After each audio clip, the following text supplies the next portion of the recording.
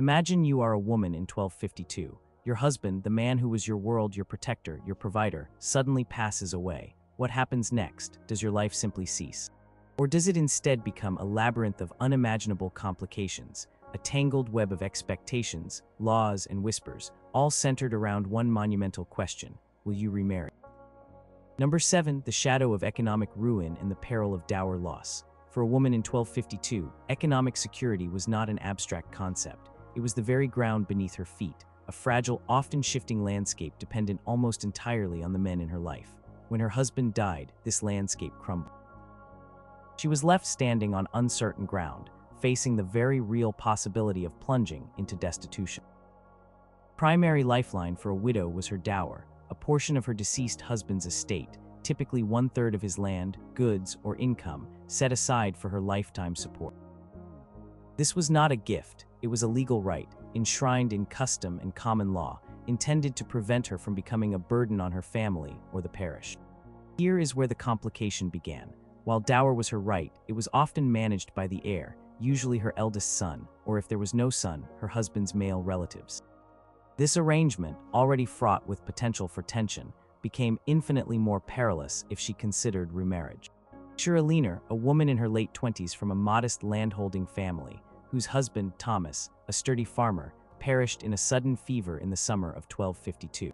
Alina was left with 2 young children, and a dower right to 1/3 of their family's fields, and a small share of their livestock. The problem was not just managing the land, it was the pressure from Thomas's brother, Walter, who now controlled the rest of the estate.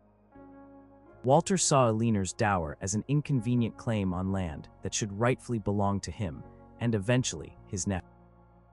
He might tolerate her as a widow, knowing she was supporting his brother's children, but if she remarried, that would be a different story entirely. Her dower could be challenged, or even outright lost, depending on the specific terms of her new marriage and local customs. Some agreements stipulated that upon remarriage, a widow forfeited her dower from the first husband's estate. This was not always the case, but the mere threat of it, the ambiguity, was a powerful deterrent. Consider a passage from a fictionalized but plausible medieval legal text, Tractatus de Legibus et Consuetudinibus Anglii, a contemporary's attempt to codify English law, which might contain clauses discussing the complexities of dower. It would explain that a widow's dower was hers for life, or until she remarried, a stipulation that protected the deceased husband's lineage and estate from being diluted or transferred to another family. This meant that any potential suitor would be taking on a woman who might be financially precarious, or whose financial stability was tied to a volatile future. A new husband might see her dower as an asset, but only if he could secure it without legal battle, a gamble many men were unwilling to take. He would be marrying not just a woman, but a potential legal entanglement. Financial incentive for a suitor might exist if the dower was substantial, but the risk of losing it or fighting for it often outweighed the benefit. Furthermore, a widow's dower was often not given to her in cash or easily transferable assets. It was land, specific parcels of fields, perhaps a share in a mill or a portion of the harvest. Managing these assets required labor, knowledge, and protection, resources often provided by a husband. If she remarried, her new husband would gain control of her dower lands, but this could be met with fierce resistance from her first husband's family. They might see it as an encroachment, a foreign hand touching their ancestral soil. The risk of protracted, costly legal disputes over land was immense, and these disputes could drag on for years, depleting resources and staining reputation. Imagine the whispered accusations in the village. She remarried too quickly, she dishonored his memory, she intends to give our land to this outsider. Such social pressure, coupled with legal uncertainties, formed a formidable barrier. Potential financial gain for a suitor was often overshadowed by the inevitable family feuds and legal battles that might ensue. Even if her dower rights were legally secure upon remarriage, the practicalities were still daunting. What if her new husband was not a good steward of her dower lands? What if he squandered her resources or failed to protect her rights? A woman, once married, legally became her husband's property in many respects. Financial autonomy, even over her own dower, was severely limited. This was a particular concern for women of higher status. For example, a noble widow like Lady Isolde, whose husband, a baron, died leaving her a vast dower, faced immense pressure. Her dower might be a significant portion of the barony, and the king himself might take an interest in her remarriage, wanting to ensure the lands remained loyal or were used for his benefit. A royal decree from 1252, or an informal instruction from a royal advisor, might explicitly state that a high-born widow could not remarry without the king's consent, specifically to prevent her dower from falling into the hands of a rival lord or a family out of royal favor.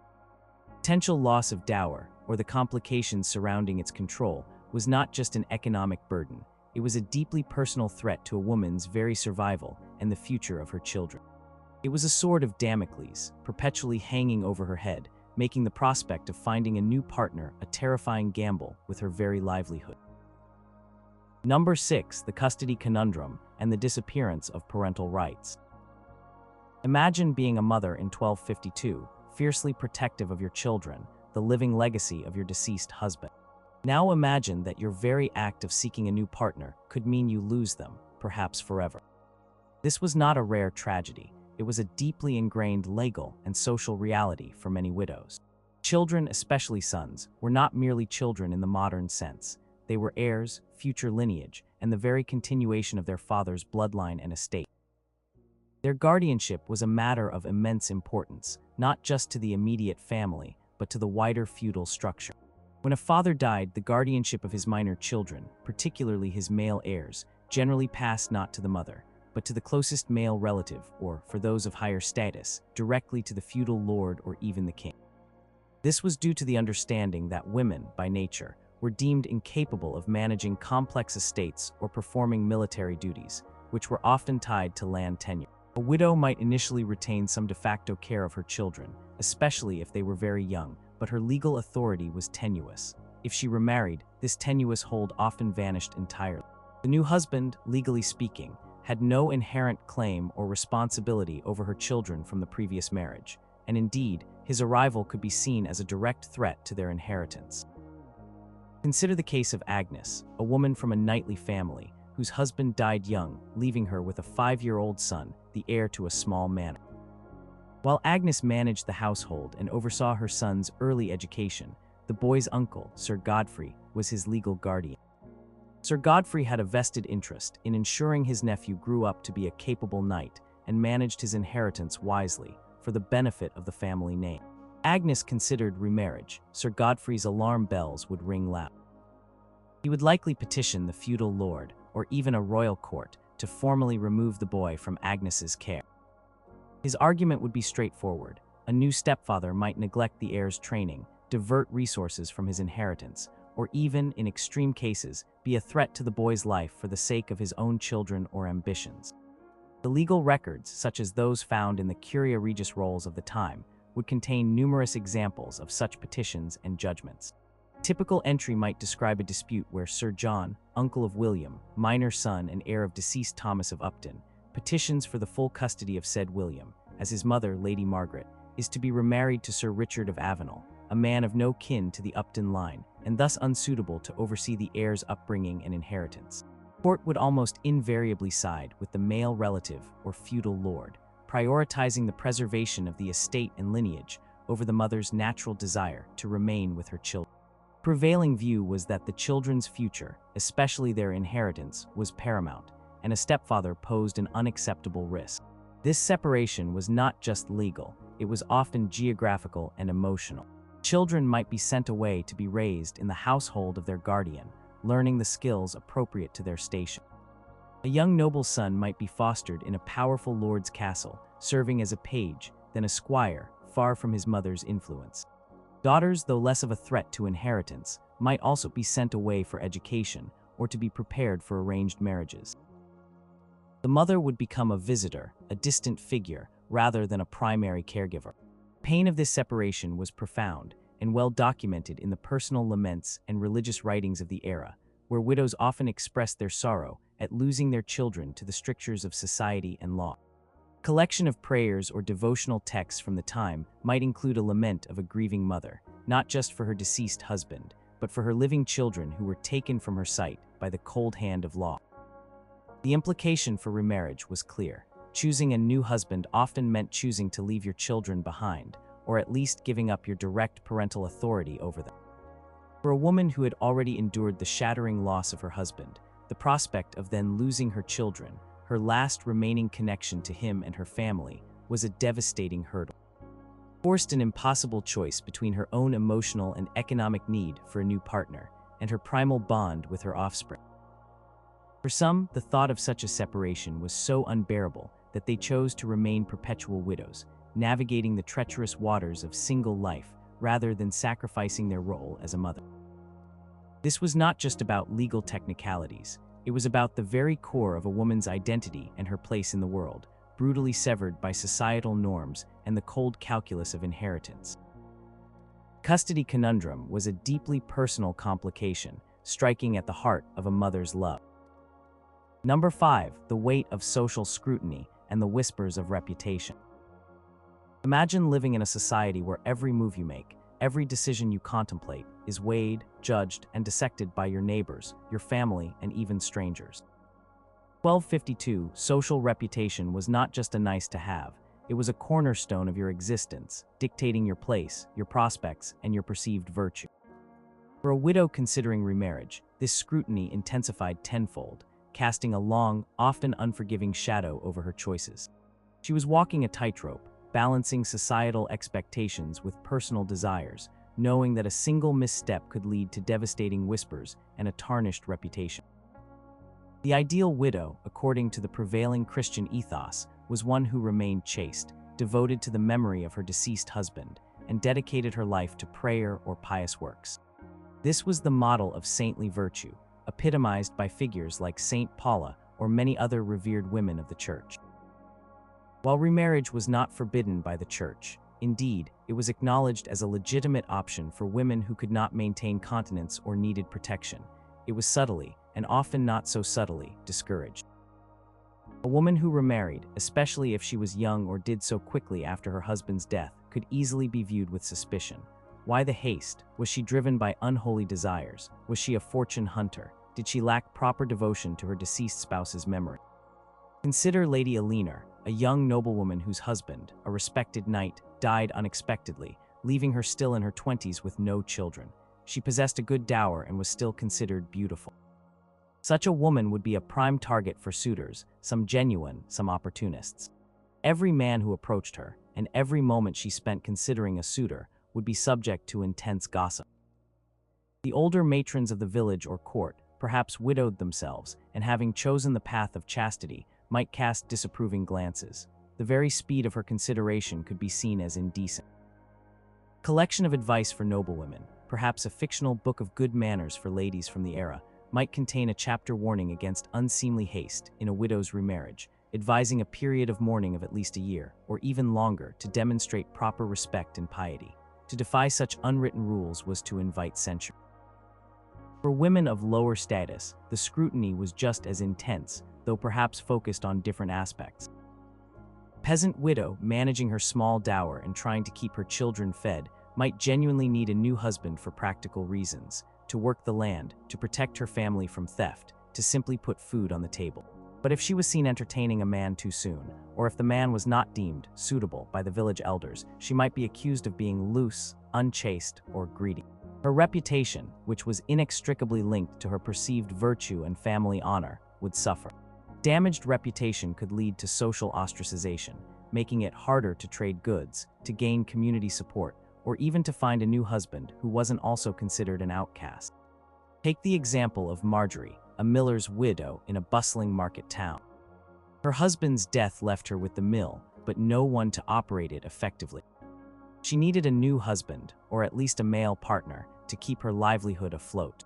Yet, if she were to openly seek a new husband within months of her husband's passing, the whispers would begin.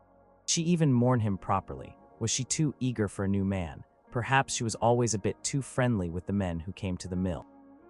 These whispers, though seemingly benign, could destroy her standing in the community, potentially alienating customers, and making it difficult to find a reputable suitor who would not be put off by the gossip.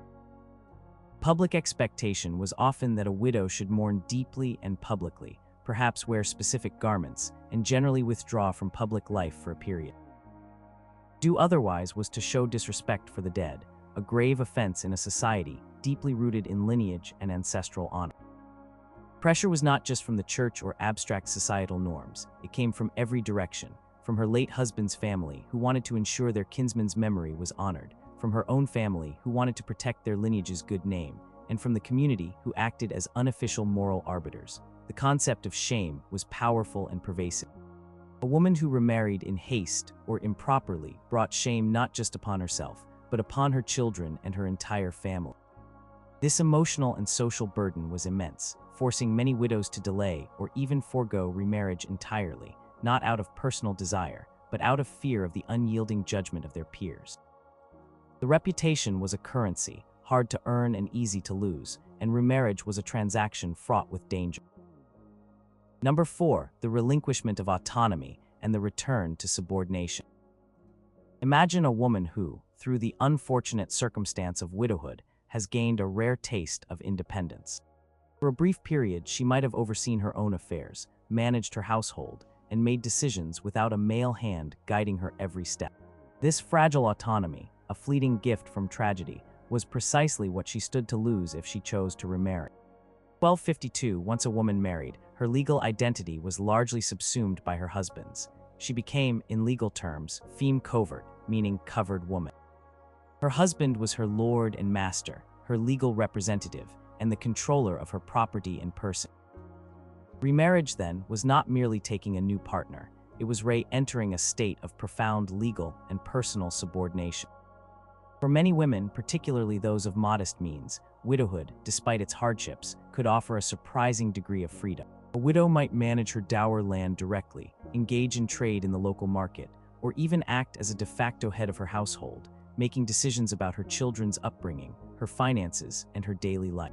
While she would still operate within the constraints of society, her direct dependence on a specific man was lessened. For instance, a woman like Cecilia, a baker's widow in a bustling town, might have continued running her late husband's bakery, interacting with customers, purchasing supplies, and managing apprentices. She might have had to rely on a male relative for protection or legal matters, but her day-to-day work, her source of income, and her household management were under her direct purview. This newfound sense of agency, however limited, was precious. Now imagine Cecilia being courted by a new suitor, perhaps a strong, capable man who promised to protect her and her children. On the surface, this seemed desirable. Yet if she married him, she would legally hand over control of her bakery, her earnings, and her dower to him. He would become the master of the bakery. His decisions, not hers, would dictate its future. If he decided to change the business, sell it, or even forbid her from working, she would have little legal recourse. Personal property, aside from her dower, would largely merge with his. Any future earnings she might generate would also be his. This was not a partnership of equals, it was a transfer of control. A scholar of the period, perhaps a fictional Master Benedictus of St. Albans Abbey, writing on legal customs, would detail the implications of coverture. He would explain that upon marriage, a woman's legal person was covered by that of her husband. She could not initiate lawsuits on her own, sign contracts, or manage significant property independently. Her husband was her legal voice and hand. While dower provided some protection for widows, ensuring they received their share of the first husband's property, its management still fell to the new husband. This meant that the widow, who might have learned to navigate the intricacies of her finances and estate during her widowhood, would once again cede control to a man whose interests might not always align perfectly with hers or her children's. For women who had enjoyed even a modicum of economic independence, the thought of returning to a state of absolute subordination was daunting. They had learned to manage, to negotiate, to survive on their own terms. Giving up that hard-won competence and the quiet dignity of self-reliance was a significant sacrifice. Some women, particularly older widows who had already raised their children and perhaps amassed some personal wealth, might have deliberately chosen to remain single, preferring to guard their independence rather than re-enter a relationship where they would lose their legal and personal autonomy. They might have managed their households with the help of servants or hired laborers, enjoying the freedom to make their own choices, however small. Even for women of higher status, this was a critical consideration. A noble widow managing a dower manor might have gained significant administrative experience, overseeing tenants, legal disputes, and agricultural production. To remarry meant handing over all this authority to a new husband, who might have his own ideas, his own family's interests, and his own ambitions. He might move her to a new estate, away from familiar lands and people. He might even curtail her personal freedoms, limiting her movements or her social interactions. The return to Feme Covert was not a light decision. It was a fundamental shift in identity and power, compelling many women to weigh the security offered by a new marriage against the profound loss of their hard-earned, if temporary, independence. For some, the taste of freedom, however bitter its origin, was simply too sweet to surrender. Number 3. The tangled web of inheritance disputes and family frictions. Imagine a woman trying to secure her future by remarrying, only to find herself trapped in a bitter feud between her deceased husband's family, her own kin, and even her new husband's relatives. For a widow in 1252, remarriage was not just a personal choice. It was an act with far-reaching implications for property, lineage, and power, almost guaranteed to ignite a firestorm of inheritance disputes and family frictions. The existing social order, built on intricate feudal ties and a strong emphasis on family honor and continuity, made any deviation, like a widow taking a new husband, a potential catalyst for intense conflict. The primary source of contention was, almost always, land and wealth. A widow's dower, though legally hers for life, was still considered part of her deceased husband's family's inheritance. If she remarried, especially if her new husband was an outsider or from a rival family, her first husband's relatives would view this with deep suspicion. They would fear that her dower lands, which were rightfully destined to return to their family upon her death, might be exploited, neglected, or even alienated by the new husband. There was a constant anxiety that the new husband might try to gain control over the first husband's heir's property, perhaps through subtle influence or even outright manipulation. Consider the ongoing tensions between the families of the late Lord Robert and the new suitor, Sir Geoffrey, over Lady Catherine, Robert's widow. Lady Catherine held a significant dower that included several valuable manors.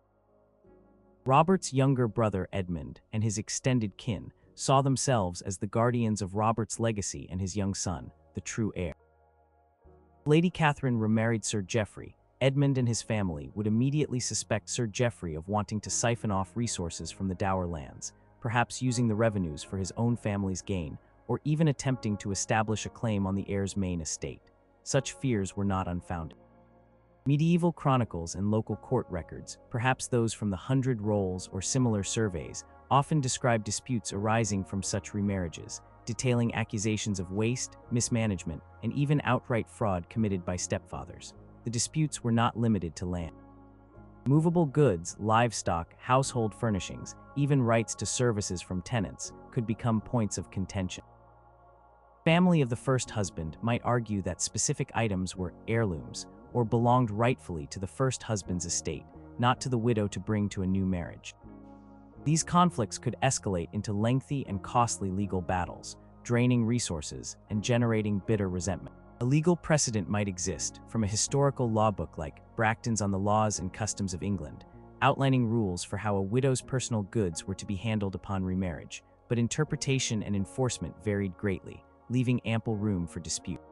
Adding another layer of complexity was the potential for conflict with her own family. While her family might encourage a new marriage for her protection or to secure new alliances, they would also be concerned about the implications for their own honor and her security. They might disapprove of her chosen suitor, fearing he was not of sufficient standing or that he would not treat their kinswoman well. Father or brothers might insist on specific marriage agreements to protect her dower or to ensure her children's inheritance, leading to difficult negotiations that could sour relationships before the marriage even began. And then there were the new husband's family. They might resent the baggage she brought with her children from a previous marriage who needed to be supported, a dower that was temporary and potentially fraught with legal challenges, and the shadow of her past life. They might view her as an intruder, a drain on their resources, or a threat to their own family's interests.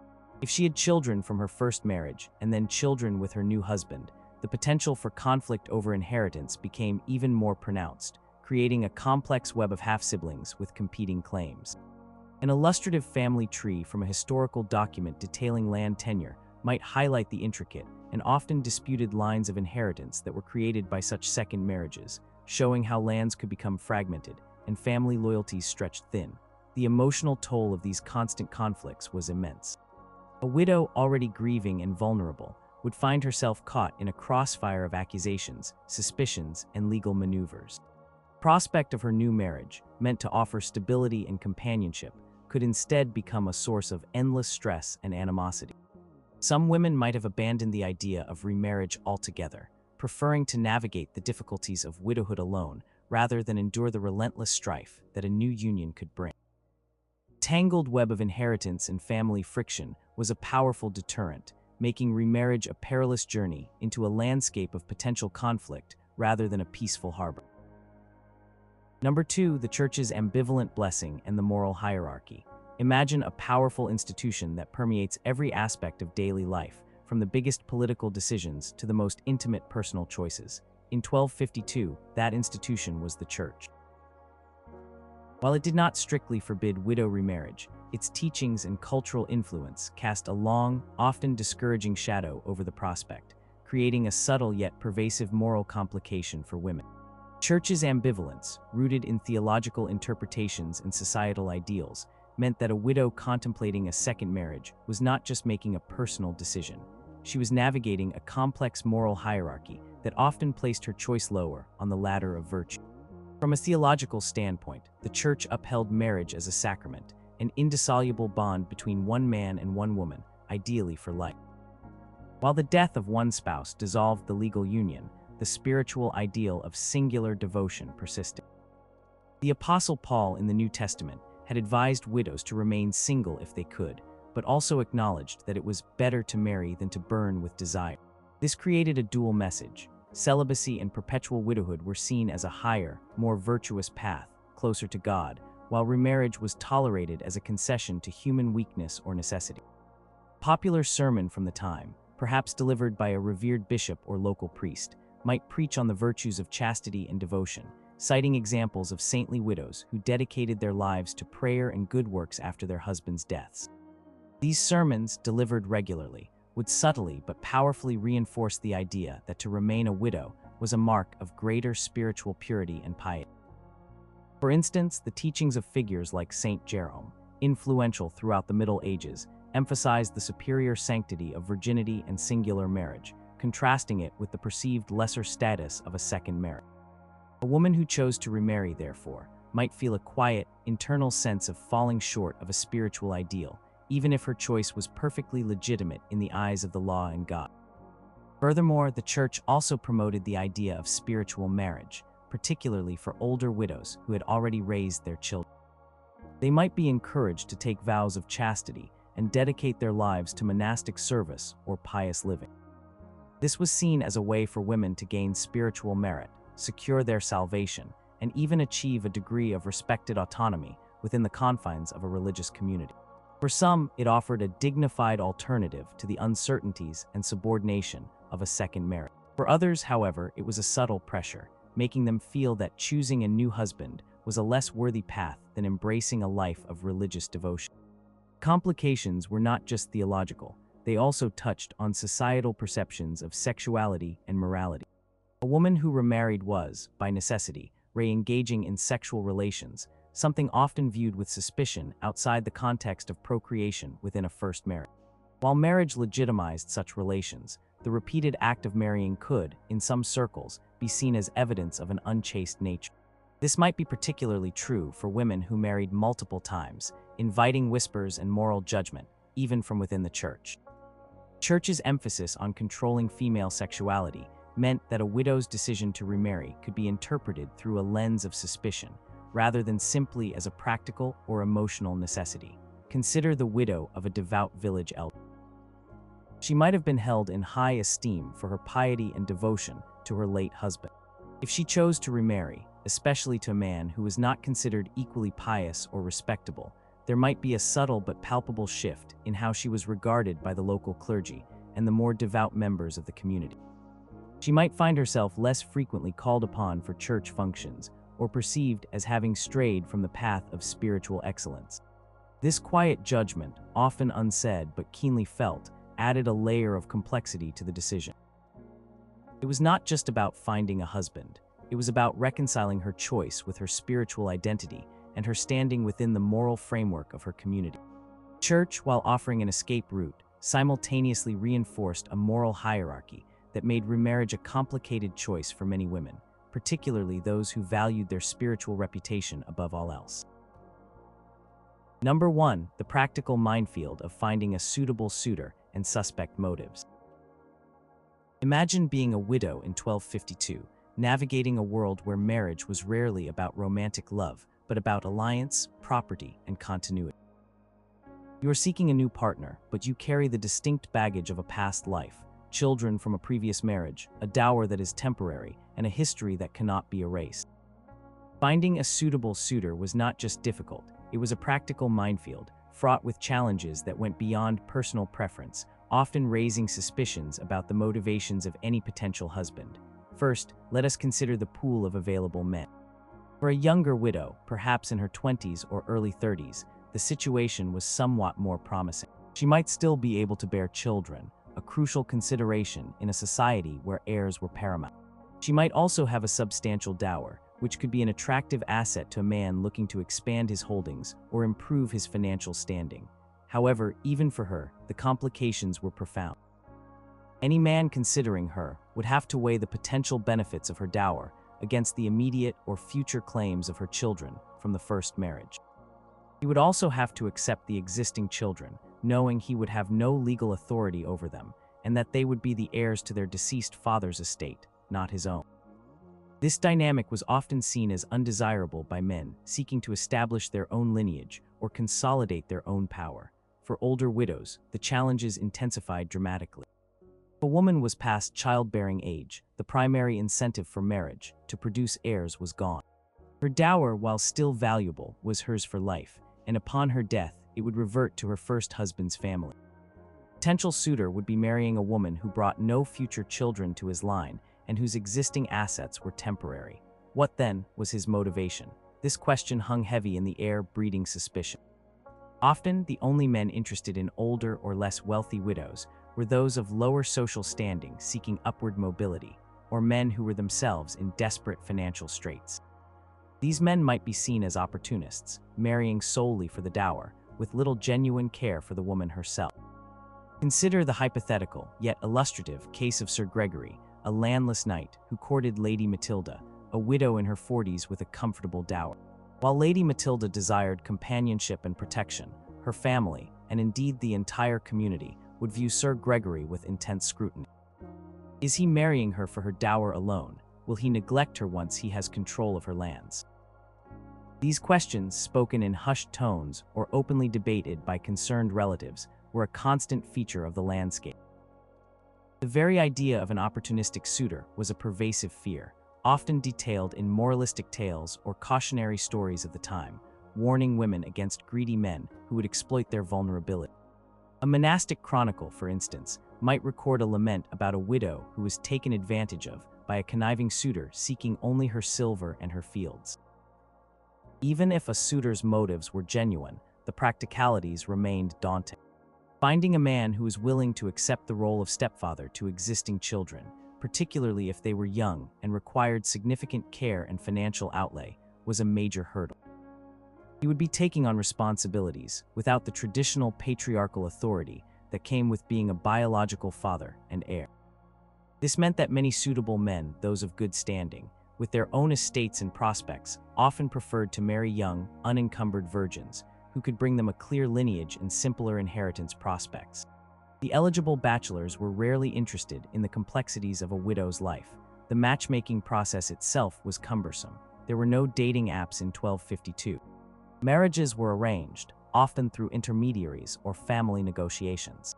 A widow's family might seek a match for her, but they would be limited by her circumstances. The marriage market for widows was a buyer's market, with the suitor often holding the upper hand.